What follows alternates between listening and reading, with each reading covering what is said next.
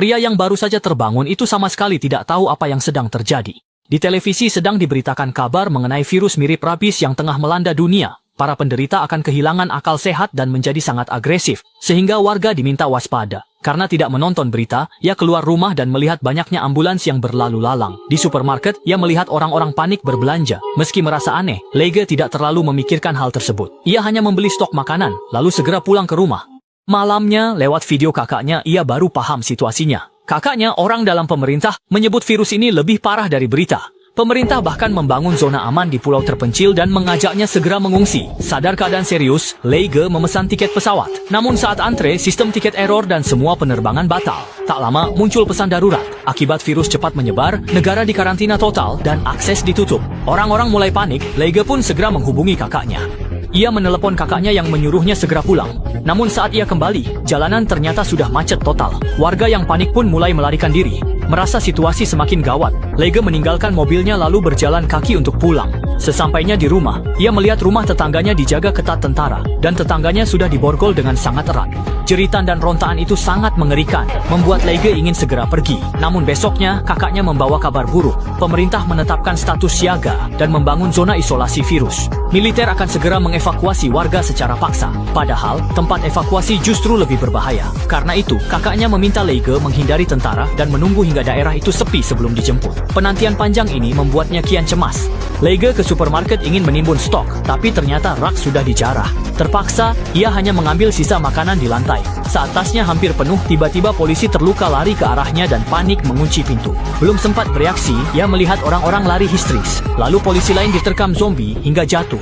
Saya dan pacar sangat suka alur cerita aksi yang menegangkan ini. Jika ingin cari teman nonton, coba tonton untuk temukan wanita lajang di kotamu. Dari yang imut sampai yang lembut. Saat dia ingin maju membantu dengan tongkatnya, dia langsung terintimidasi oleh aura mengancam dari para terinfeksi. Mereka bekerja sama dan berhasil melaluinya. Namun sebelum Leige sempat merayakan keselamatannya, polisi terluka di ruangan cepat bermutasi. Melihat itu, rekannya menyuruh Leige menjauh sebelum akhirnya bunuh diri. Di rumah, Leige segera menyegel pintu dan jendela serta menutup tirai. Saat militer mengevakuasi warga, terdengar ketukan di pintunya. Leige diam mematung di pojok hingga lolos dari pemeriksaan tentara. Setengah bulan berlalu, kota itu kini mati dan benar-benar ditinggalkan. Leige belum dapat bantuan dan sinyal pun hilang. Saat makanan habis, ia terpaksa keluar membawa senapan ikan. Ia hanya berani mengecek rumah tetangga terdekat, namun beberapa rumah yang digeledah tetap kosong. Saat hendak lanjut ke tempat lain, ia tak sengaja menemukan orang lain yang juga belum dievakuasi. Nenek itu tak bisa dievakuasi karena lumpuh dan sempat menyulitkan. Namun, ia tahu letak makanan karena sering memantau dari jendela. Berkat petunjuknya, Leige menemukan motor dan banyak persediaan. Kini mobilitasnya meningkat dan jangkauan geraknya makin luas. Keduanya bertahan hidup bersama untuk sementara waktu. Namun saat persediaan di sekitar menipis karena dijarah, mereka kembali kehabisan makanan dan amunisi. Saat Leige bingung memikirkan langkah selanjutnya, nenek memanggilnya lewat walkie-talkie. Ternyata dari siaran radio, ada kabar tentang pembangunan pos bagi penyintas yang tertinggal.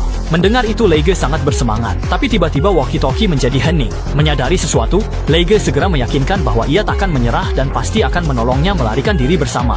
Besoknya, saat siap berangkat, Leige mendapati neneknya tewas menelan obat. Ia tak mau lagi merepotkan Leige. Sedih, Leige pun pergi sendiri ke lokasi radio. Tapi di sana, tempat itu sudah dikuasai zombie.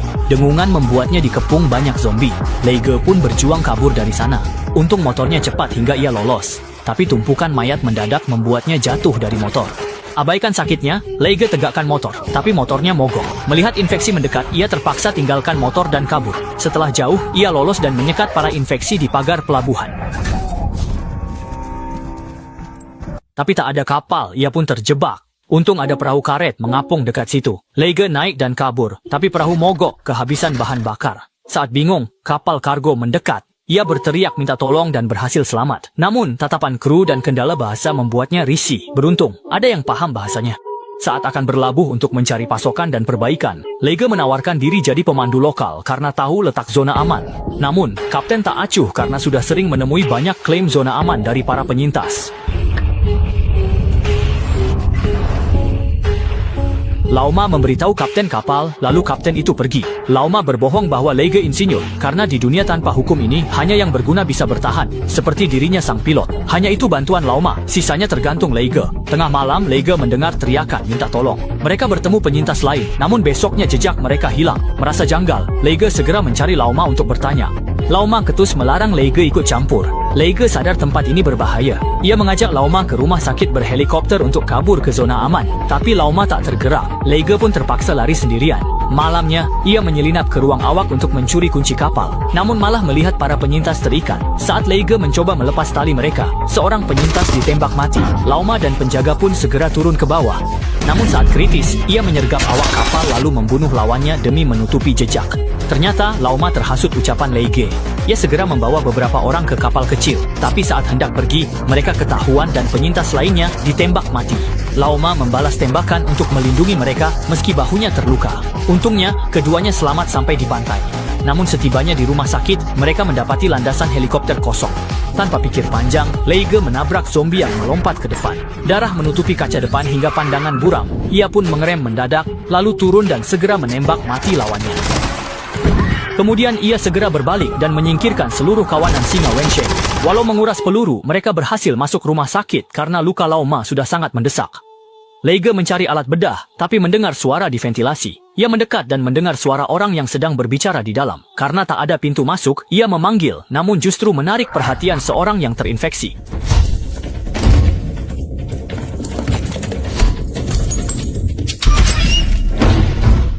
Belum sempat lega, kerumunan terinfeksi datang menyerbu. Leiga bergegas lari ke bawah, masuk ruang operasi lalu mengunci pintu. Anehnya, Lauma tiba-tiba menghilang, dan di detik berikutnya,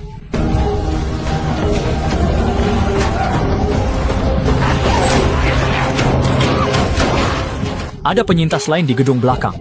Selain mengoperasi Lauma, Leiga tahu helikopter ada di halaman belakang. Namun, mereka harus melewati area terinfeksi.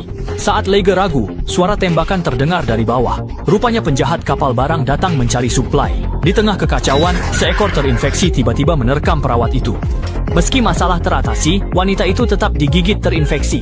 Dia melarang siapapun mendekat dan meminta anak-anak diselamatkan. Dengan sedih, mereka terpaksa meninggalkannya. Tak lama, mereka tiba di area penuh terinfeksi dan melewatinya hati-hati. Namun, saat Leiga menuntun anak terakhir, insiden tak terduga terjadi.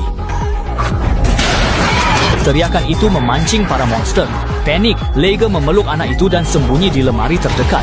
Namun mereka takkan bertahan lama. Saat dia hampir menyerah, usai tembakan, suasana luar mulai tenang. Penjahat yang mencari justru tak sengaja menyelamatkan mereka. Karena tak ditemukan, mereka pun lolos dari krisis tanpa luka. Namun, rute selanjutnya tersulit sebab ratusan meter ke depan penuh zombie. Leiga melihat pagar dan mendapat ide. Mereka mengikat pagar jadi lingkaran pelindung untuk bergerak maju. Tapi rencana tak mulus karena para zombie langsung menyerbu dengan ganas. Ini menyulitkan kemajuan mereka. Apalagi, infeksi menumpuk tubuh untuk melompati pagar.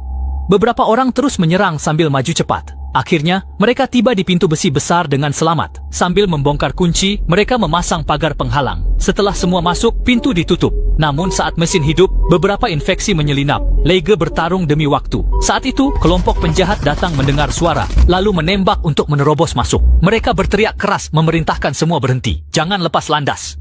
Saat jalan keluar hampir tertutup, Leiga curi kesempatan memotong rantai dan membuka pintu. Kawanan terinfeksi menyerbu masuk dan menenggelamkan para penjahat. Leiga pun ikut terancam. Melihat situasi itu, Lauma menyalakan helikopter dan melemparkan tangga tali. Leiga akhirnya berhasil memanjat naik. Lolos dari bahaya, mereka langsung ke zona aman. Saat pergi, sinyal ponsel kembali. Leiga buru-buru menelepon kakaknya, mengabarkan keselamatannya. Namun, sekejap kemudian,